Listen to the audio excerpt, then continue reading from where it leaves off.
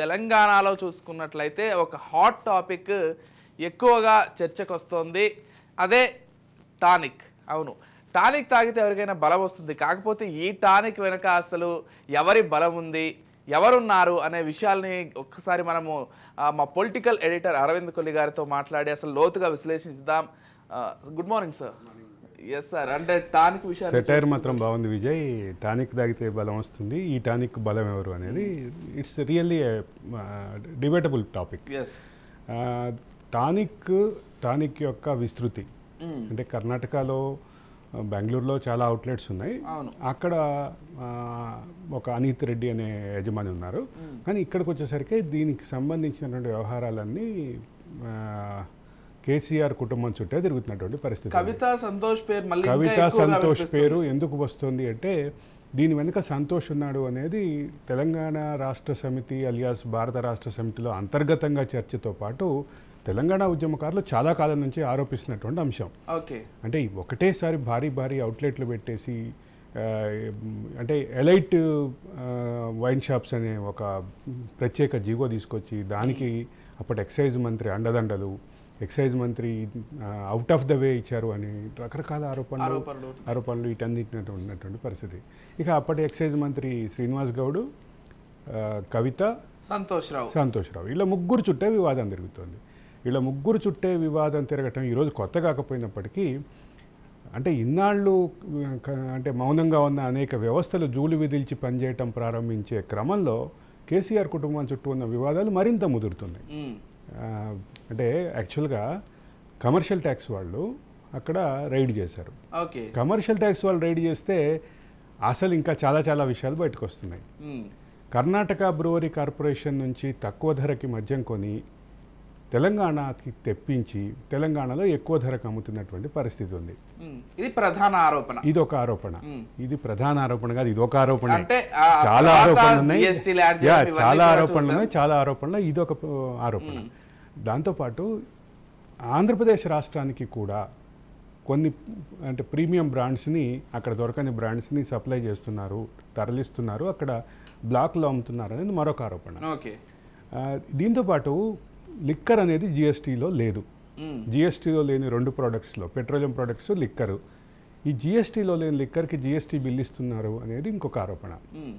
GST bill ఇచ్చి GST collect చేసి అది జిఎస్టీ కట్టాల్సిన పని లేదు, ఎందుకంటే అది లిక్కర్ అనేది జిఎస్టీ సొంత ఖాతాల్లోకి మళ్లించుకుంటున్నారు అనేది ఒక ఆరోపణ. దీన్ని అన్నింటినీ ఈ లాభాలు చూపించే క్రమంలో బ్లాక్ మనీని వైట్ మనీగా మార్చుకునే పని చేస్తున్నారు అనేది ఇంకొక ఆరోపణ. ఇది ఇన్ని ఆరోపణల చుట్టూ తిరుగుతున్నటువంటి liquor shops, elite liquor shops. ఇక దీంతో పాటు ఇక టైమింగ్స్కి సంబంధించినటువంటి వివాదం ఉంది. అన్ని షాప్స్ 11 గంటలకు క్లోజ్ చేయాలి, ఖచ్చితంగా క్లోజ్ చేయాలని ఎక్సైజ్ శాఖ చెప్తుంది. ఈ పర్టికులర్ షాప్స్ మాత్రం 12 గంటల వరకు పర్మిషన్ ఉంటుంది. 12 గంటలకు ఇచ్చిన పర్మిషన్ని కొన్నిసార్లు 2 గంటల వరకు ఎక్స్టెన్షన్ చేసుకున్నటువంటి పరిస్థితి కూడా కనిపించింది. ఇది దీంతో పాటు ఇన్ని ఆరోపణలతో పాటు మరొక కీలకమైనటువంటి ఆరోపణ ఉంది. లిక్కర్ షాప్గా ఇచ్చినటువంటి ఈ పర్మిషన్ని అనుబంధంగా బార్గా పెట్టి నడిపారు, బార్ లాంటి సెటప్ ఏర్పాటు చేసి సిట్టింగ్ ఏర్పాటు చేసి నడిపారు, అది హై ప్రీమియం సిట్టింగ్ లాంటిది ఏర్పాటు చేశారు అనేది ఒక ఆరోపణ. చిన్న లిక్కర్ షాప్కి అనుబంధంగా ఉన్న సిట్టింగ్కి పర్మిషన్ లేకపోతేనే హడావిడి చేస్తారు జిహెచ్ఎంసీ వాళ్ళు కానీ, అంటే స్థానిక లోకల్ బాడీస్ కానీ, లోకల్ పోలీస్ కానీ, ఎక్సైజ్ డిపార్ట్మెంట్ కానీ ఇంతమంది హడావిడి చేస్తారు.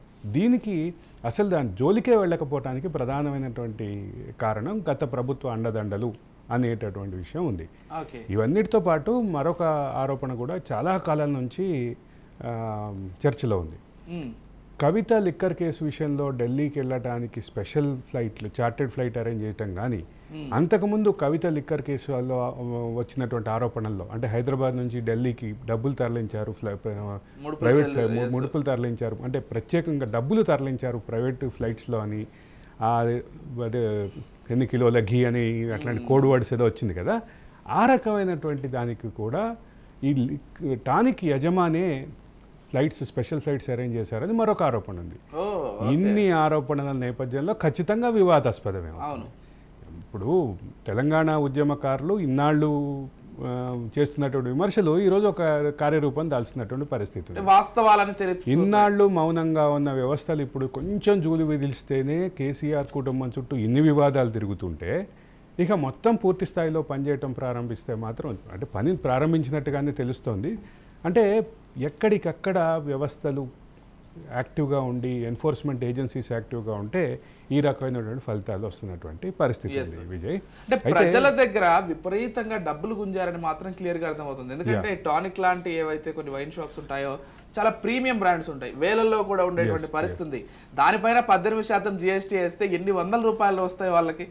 ఒక్కొక్క కస్టమర్ దగ్గర నుంచి అన్ని వందలు తీసుకొని. ఇక్కడ ఇంకొక విషయం కూడా ఏంటంటే బిల్ ఇవ్వటం ద్వారా ఆ మనీ మొత్తం వైట్గా కనిపిస్తోంది. అవును, వైట్లో ఉండేటటువంటి పరిస్థితి. అంటే దీని వెనక తిరిగే చట్టానికి మొత్తం నల్లధనాన్ని వాడి వైట్ మనీని చూపించుకోవటం కోసం ఈ రకమైనటువంటి ఎత్తుగడ చేశారు అనేది ఒక ప్రధానమైనటువంటి ఆరోపణ.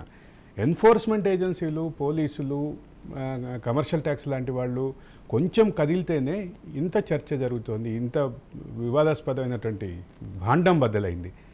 ఈ పరిస్థితిలో ఇంకా ఎన్ని బద్దలవుతాయో చూడాలి. ఎందుకంటే గత ప్రభుత్వ కాలంలో ఎంత మొత్తుకున్నా కానీ ఇట్లాంటి వాటి విషయంలో పట్టించుకోలేదు. పైగా కేటీఆర్ ప్రకటన నాకు బాగా గుర్తుంది. ఇటువంటి వాటిని వ్యతిరేకించడం వల్ల హైదరాబాద్ బ్రాండ్ ఇమేజ్ని దెబ్బతీస్తున్నారు అంటూ విమర్శలు చేశారు. ఈరోజు ఏమంటారు? ఈరోజు ఏమనాలి? హైదరాబాద్ బ్రాండ్ ఇమేజ్ దెబ్బతింటామా లేదా మీ కుటుంబ ప్రయోజనాలు దెబ్బతింటామా అనేది ప్రధానమైనటువంటి చర్చనీయాంశం. మనం కంక్లూజన్ ఇవ్వక్కర్లా, తెలంగాణ సమాజానికి అర్థమవుతోంది. రెండో పక్కన ఎన్ఫోర్స్మెంట్ ఏజెన్సీలు ఆ రకమైనటువంటి కంక్లూజన్ ఇచ్చేటటువంటి పరిస్థితి కనిపిస్తుంది. అంటే హైదరాబాద్ బ్రాండ్ ఇమేజ్ని దెబ్బతీయటం కోసమే టానిక్ లాంటి వాటిని వ్యతిరేకిస్తున్నారు మీరు అంటూ కొంత వివాదాలను అయితే చేయడానికి గతంలో టీఆర్ఎస్ అలియాస్ భారత రాష్ట్ర సమితి ప్రయత్నం చేసింది. కేవలం ఇలాంటి వాటి విషయంలోనే కాదు, చాలా విషయాల్లో హైదరాబాద్ బ్రాండ్ ఇమేజ్ అనేటువంటి ఒక భ్రమ పదార్థాన్ని తీసుకొచ్చి ముడిపెట్టడం అయితే జరుగుతూ వచ్చింది. అంటే ఏ చిన్న విమర్శ చేసినా హైదరాబాద్ బ్రాండ్ ఇమేజ్ దెబ్బతీయటానికి చేశారు. హైదరాబాద్ బ్రాండ్ ఇమేజ్ పీక్లోకి వెళ్తున్నటువంటి స్టేజ్లో ఇవన్నీ సహజం, పబ్బులు సహజం, ఇంకా రకరకాల ఆరోపణలు. అంటే ఏదైనా విమర్శ చేస్తే దానికి కౌంటర్గా ఇది చెప్పినటువంటి పరిస్థితి. ఈరోజు హైదరాబాద్ బ్రాండ్ ఇమేజ్ని మరింత నిలబెట్టే క్రమంలోనే ఇవన్నీ బయటకు వస్తున్నాయేమో చూడాలి మరి. అయితే ఇది హైదరాబాద్కు పరిమితమైనటువంటి వ్యవహారం కాదు. ఇది అనూహ్యంగా 7-8 సంవత్సరాల్లో ఇంత భారీగా టానిక్ నెట్వర్క్ పెరగటానికి, విస్తరించడానికి డబ్బులు మనీ ట్రయల్ ఎక్కడి నుంచి వచ్చింది, ఎక్కడి నుంచి మొదలైంది, అసలు వీటి వెనక ఉన్నటువంటి అంటే ఈరోజు ఇక్కడ కేసీఆర్ కుటుంబమే కాదు, అసలు మొత్తం టానిక్ జర్నీనే పరిశీలించాల్సిన అవసరం ఉంది. కేంద్ర దర్యాప్తు సంస్థలు కూడా రంగంలోకి దిగి ఇది ఎందుకంటే బహుళ రాష్ట్రాల్లో వాస్తవానికి టానిక్ యాజమాన్యం కర్ణాటకకు సంబంధించినటువంటి ఒక అంటే యాక్చువల్గా అనీత్ రెడ్డి అనేటటువంటి ఒక వ్యక్తికి సంబంధించినటువంటి షాప్స్గా చెప్తారు వీటిని. అయితే ఇక్కడ వరకు ఏంటంటే ఈ మొత్తం హైదరాబాద్ తెలంగాణ వరకు ఈ కేసీఆర్ కుటుంబం సభ్యులైనటువంటి ప్రధానంగా ఇద్దరు, దానికి కీలకంగా అండగా ఉన్నటువంటిది శ్రీనివాస్ గౌడ్, అప్పటి మంత్రి శ్రీనివాస్ చేస్తూ రావటం. అదనపు పర్మిషన్ అంటే 11 గంటల వరకు క్లోజ్ అవ్వాల్సినటువంటి షాప్స్ని 12 గంటల వరకు ఇచ్చేటటువంటి స్పెషల్ జీవో తీసుకురావటం. ఆ జీవో మేరకు అయితే ఇప్పుడు మళ్ళీ ఒక స్పెషల్ జీవో తీసుకొచ్చి దాని టైమింగ్స్ని తగ్గించారు. మిగతా సవరణలు, మిగతా వ్యవహారాలు, దానికి సంబంధించినటువంటి రూల్స్ అండ్ రెగ్యులేషన్స్ మార్చారు. అది నిన్న జరిగింది.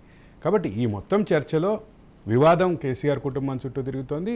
సహజంగానే కేసీఆర్ కుటుంబం ఇప్పుడు దీన్ని ఏ విధంగా ఎదుర్కొంటుంది, దీనికి ఏ రకంగా కౌంటర్ విమర్శిస్తుంది. సహజంగానే ఇచ్చేటటువంటి పరిస్థితి.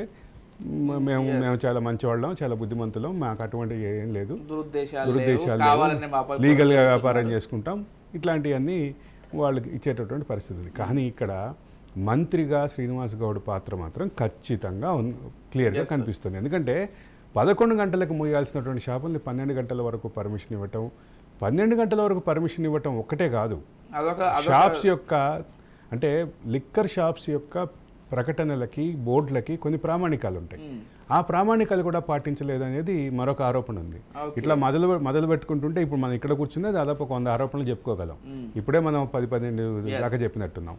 ఇటువంటి ఆరోపణలు ఉన్నాయి. అంటే ఎల్ఈడి లైటింగ్లు పెట్టద్దు అని లిక్కర్ షాప్స్కి ఒక రూల్ ఉంది. టానిక్ ప్రతి చోట ఎల్ఈడి లైటింగ్ పెట్టింది అనేది ఇంకొక వైలేషన్ గురించి చెప్తున్నారు. ఇట్లా అంటే లిక్కర్ షాప్స్ని పబ్లిసైజ్ చేయొద్దు, లిక్కర్ షాప్స్ని పబ్లిసైజ్ చేయొద్దు అనేది ఒక రెగ్యులేషన్ ఉంది. ఎక్సైజ్ శాఖ ఉంది. అదే సందర్భంలో మిగతా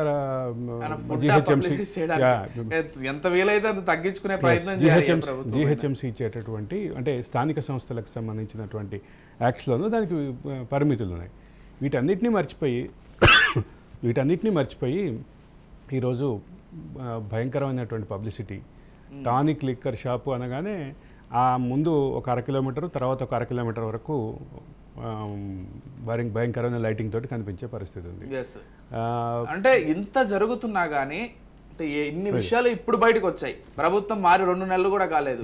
గత ప్రభుత్వానికి అన్ని తెలిసి కూడా సైలెంట్ గా ఉండడం, మీరు అన్నట్లు మంత్రి శ్రీనివాస్ గౌడ్ వెనక లేకుండా అధికారులు, నాకు తెలిసినంత వరకు అధికారులకు తెలిసి కూడా సైలెంట్ గా ఉన్నారంటే ఖచ్చితంగా వెనక పెద్ద హస్తాలు, పెద్ద తలలు ఉండబట్టే ఇంత జరిగిందని చెప్పవచ్చు. అంటే టానిక్ అనే ఒక వ్యవహారంలోనే ఇంతమంది, ముఖ్యంగా కేసీఆర్ కుమార్తె, కేసీఆర్ తోడలుడు కుమారుడు, వీళ్ళిద్దరూ కేసీఆర్ కుటుంబ సభ్యులు, మరోపక్క మంత్రి శ్రీనివాస్ గౌడ్, ఇంత పాత్ర, ఇంతమంది, ఇంత వివాదం జరుగుతున్నప్పుడు ఇంకా మిగతా వివాదాలు బయటకు వస్తే ఏ రకమైనటువంటి పరిస్థితి ఉంటుందో చూడాలి.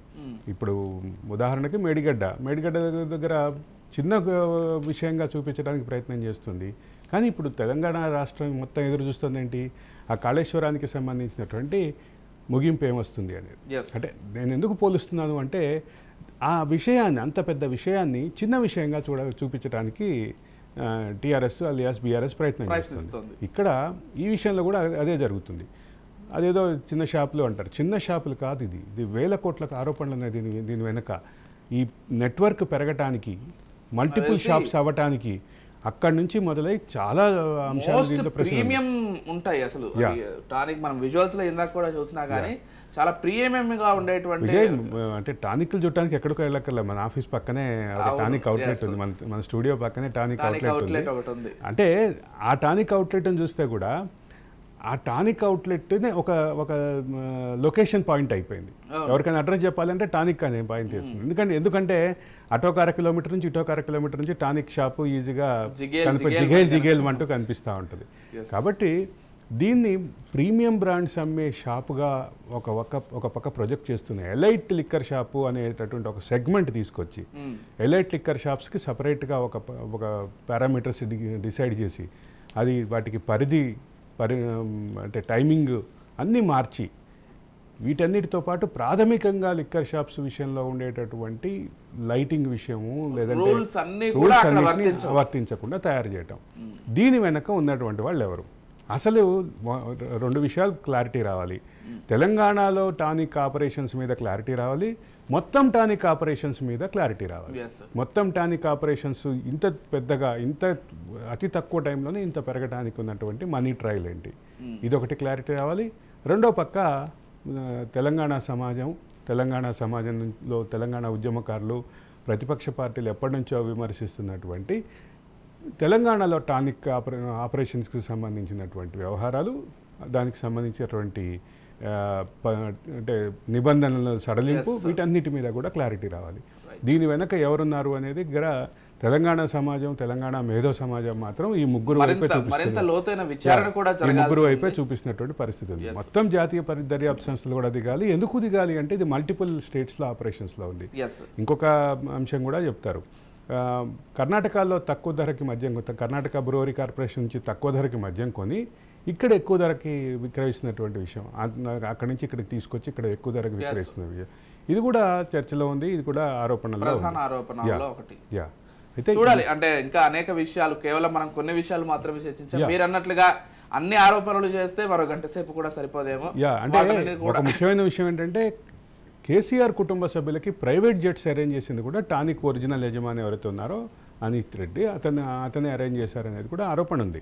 వీటన్నిటి మీద విచారణ జరగాలి. ఆల్రెడీ ఢిల్లీ లిక్కర్ కేసులో కవిత ఆరోపణలు ఎదుర్కొంటున్నారు. ఆ ఢిల్లీ లిక్కర్ కేసులో ఆవిడకి సంబంధించినటువంటి ఏదైతే మనీ తరలింపు ఉందో, బేగంపేట ఎయిర్పోర్ట్ నుంచి ఢిల్లీ ఎయిర్పోర్ట్కి పంపించినటువంటి ఆరోపణలు ఎదుర్కొన్నట్టు మనీ ఏదైతే ఉందో, ఆ మనీ ఏర్పాట్ల విషయంలో ఇతని పాత్ర కూడా ఉంది అనేది ఒక ఆరోపణ అయితే ఉంది. ఓకే. దానికి ఏ రకమైనటువంటి క్లారిటీస్ వస్తే చూడాలి.